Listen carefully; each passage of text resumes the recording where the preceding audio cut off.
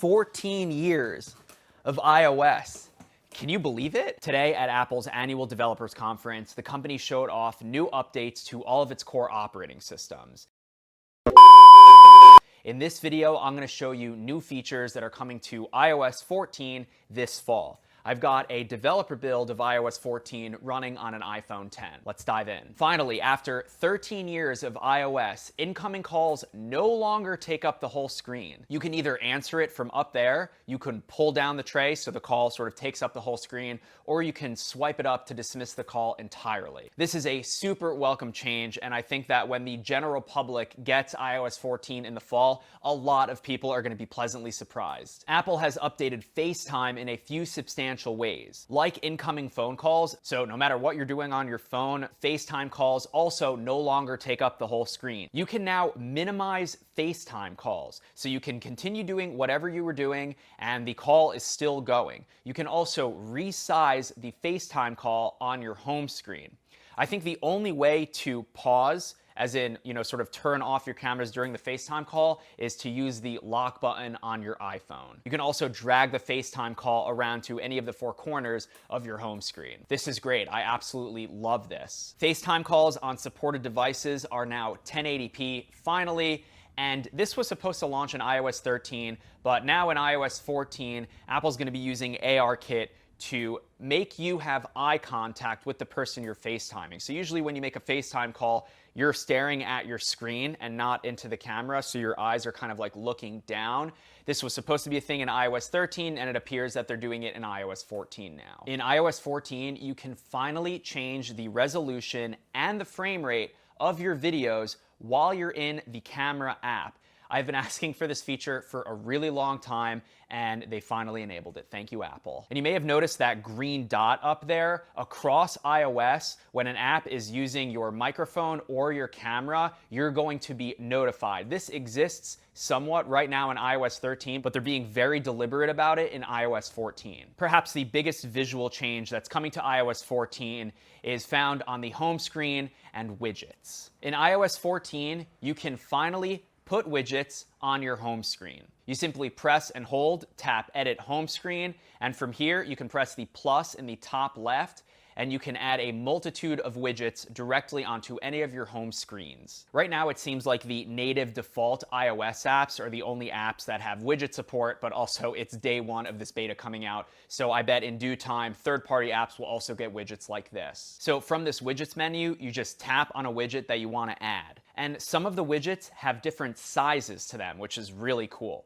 So you select which widget you want, you tap Add Widget, and then you can rearrange it however you'd like. And rearranging widgets works like you rearrange apps. It'll sort of force other apps onto other pages if necessary, but so far, so good. Apple has a widget called Smart Stack. So that is a stack of widgets right on your home screen. So you can easily flick through all of these widgets to get quick glances at the apps you want to pick. New in iOS 14, you can hide home screens. When you press and hold on an app or widget and you edit your home screen, the dots that represent your app pages is tappable, and you can tap it, and from here you can deselect which home screens you want to see. So if you want to clean up what your home screen looks like, this is a really good option. And you might be wondering what happens to those apps if you remove them. Well, it doesn't delete them. In iOS 14, if you scroll all the way to the right, your furthest most right home screen, you have something called the app library. Apple automatically categorizes all of your apps on your iPhone,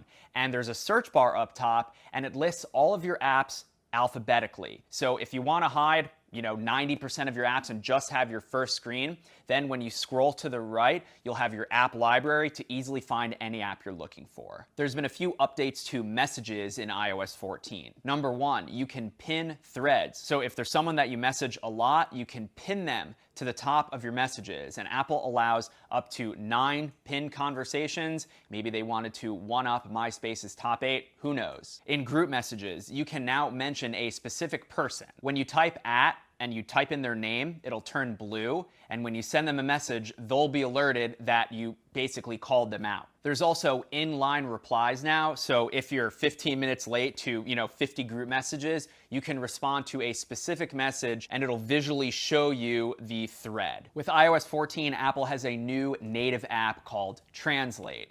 and it works just like you'd expect it to. There isn't really support for a ton of languages. I think there's only 11 at the start, but it's nice to see that Apple now has a Google Translate built into their phones. In iOS 14, Apple is introducing picture-in-picture for video. And sadly, this does not work if you don't have a YouTube Premium subscription. I've tried it on my YouTube account, and as soon as you swipe to go to the home screen, the video closes. But I was able to go into the Apple TV app, and as you can see, the Apple Keynote is playing on my home screen. And what's cool is you can reposition the window, you can put it wherever you'd like, and you can resize the window too, which is awesome. You could make the argument that this is one of the first true iterations of multitasking on iOS. So thank you, Apple. I haven't been able to figure this feature out yet, but it's been confirmed that iOS 14 allows you to choose the default browser and default mail apps in your system settings. So if someone sends you a link in Messages, for example, and you open it, it won't automatically default to Safari. You can now choose another browser, and the same thing with the mail client. Again, I haven't been able to figure this out yet, but it's coming. In iOS 14, Apple is introducing emoji search.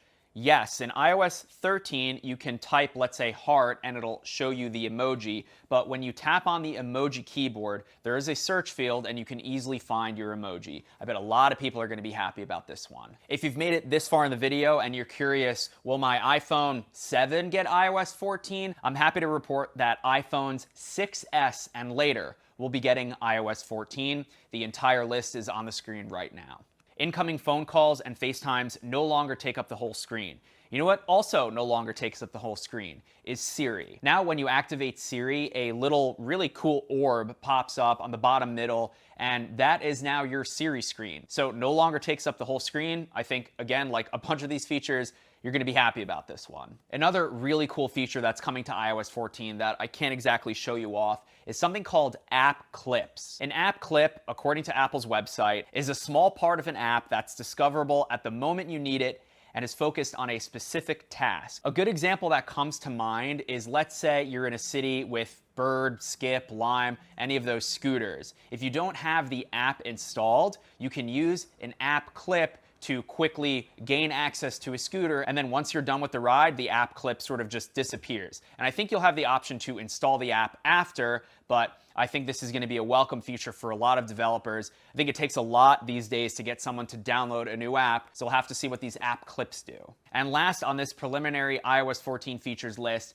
is an update to Memoji. Apple is very aware of the times, and you can add a mask to your Memoji that's customizable. Doesn't really fix the Face ID problem, but hopefully in a future iPhone hardware, we'll get Touch ID in the display. There's a lot more coming in iOS 14, and if you're curious to read more, I've linked to Apple's developer site that calls out just about every feature that's coming. Again, iOS 14 is currently in beta. I don't recommend you install it on your main phone. It's due out in the fall alongside the new iPhone hardware, but if there's something that I missed or you want to see me dive deeper into any of these features, let me know in the comments. Thank you for watching, and I'll catch you in the next video.